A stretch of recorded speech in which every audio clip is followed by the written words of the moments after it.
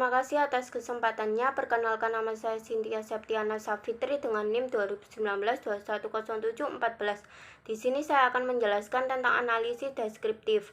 Di dalam analisis deskriptif ini ada rata-rata kelompok faktor religiusitas tidak lebih rendah daripada kelompok faktor religiusitas iya, karena kelompok tinggi ini nilainya 3559, kurang dari 4392. Hal ini dapat dijelaskan bahwa nilai rata-rata pada kategori iya ini lebih besar dibandingkan dengan nilai rata-rata kategori tidak. Karena itu terhadap keputusan nasabah dalam memilih pegadaian syariah, standar deviasi faktor religiusitas tidak ini lebih besar daripada faktor religiusitas iya, karena nilainya 4981 lebih besar dari 8237. Selanjutnya saya akan menjelaskan tentang analisis modal diskriminan. Di dalam analisis modal diskriminan ini ada Y sama dengan min 12.575 konstan dikurangi 0,107 sosial ditambah dengan 1239 budaya ditambah lagi dengan 1039 citra merek ditambah lagi dengan 1062 religiusitas. Lalu ada W1 min semakin rendah sosialnya, maka akan kinerja keuangannya itu semakin rendah juga. Ada W2 itu positif, semakin tinggi budayanya maka kinerja keuangan ini semakin tinggi juga. Sekian presentasi dari saya, selanjutnya akan dilanjutkan oleh rekan saya. Terima kasih. Baik, terima kasih atas kesempatannya. Di sini saya akan melanjutkan presentasi dari rekan saya.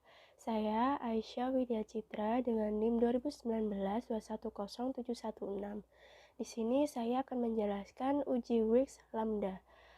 Wix Lambda ini ada test of function, ada 1, Wix Lambda-nya ada 401, chi-square-nya ada 87.630, DF-nya ada 4, signaturnya ada 0. Pengertian dari H0 adalah sosial dan budaya secara simultan tidak mampu mengklarifikasikan kinerja keuangan perusahaan. H1 pengertiannya merupakan sosial dan budaya secara simultan mampu mengklarifikasikan kinerja keuangan perusahaan. Level of significance atau tanda kurungnya alfa sama dengan 0,05. X kuadrat dari 0,05,2 sama dengan 5,99. Kriteria pengujian H0 diterima sama dengan chi-square hitung, yaitu 5,99. X2 hitung, X kuadrat hitung sama dengan 87.630, lebih besar dari 5,99 atau signature 0,000, lebih kecil dari 0,05. Kesimpulannya, H0 diterima atau H1 ditolak. Merupakan sosial dan budaya secara simultan tidak mampu mengklarifikasikan kinerja keuangan perusahaan. Baik, selanjutnya saya akan menjelaskan tentang canonical correlation.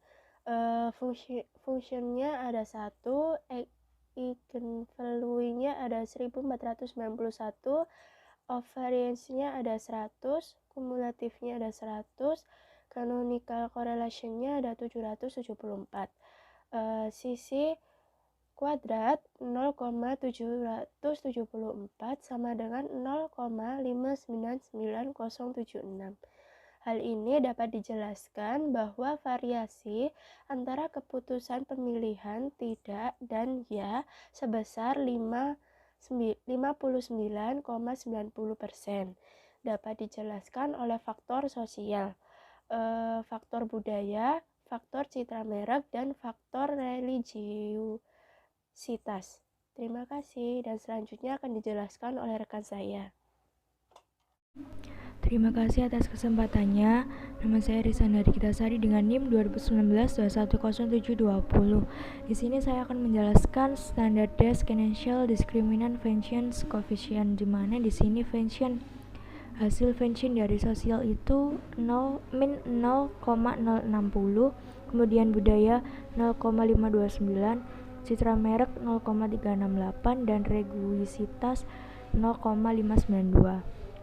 Dengan analisis SCDF sosial sama dengan 0,592 lebih besar dari SCDF sosial sama dengan 0,06 min 0,060, artinya bahwa faktor religiusitas lebih berkontribusi dalam mengklasifikasikan keputusan pemilihan. Kemudian SCDF sosial sama dengan 0,592 lebih besar dari SCDF budaya sama dengan 0,592, artinya bahwa faktor religiusitas lebih berkontribusi dalam mengklasifikasikan keputusan pemilihan. Kemudian SCDF sosial sama dengan 0,592 lebih besar dari SCDF citra merek sama dengan 0,368, artinya bahwa faktor religiusitas lebih berkontribusi dalam mengklasifikasikan keputusan pemilihan. Sekian penjelasan dari saya. Untuk yang selanjutnya akan dijelaskan oleh... Baik, terima kasih atas kesempatannya. Perkenalkan, nama saya Sudarina dengan NIM 2019-210726. Di sini saya akan melanjutkan presentasi dari rekan saya dan saya akan menjelaskan analisis classification result. Dari data yang kami peroleh yaitu sebanyak 100 responden. Dapat dilihat dari tabel olahan data SPSS yang sudah kami olah berikut.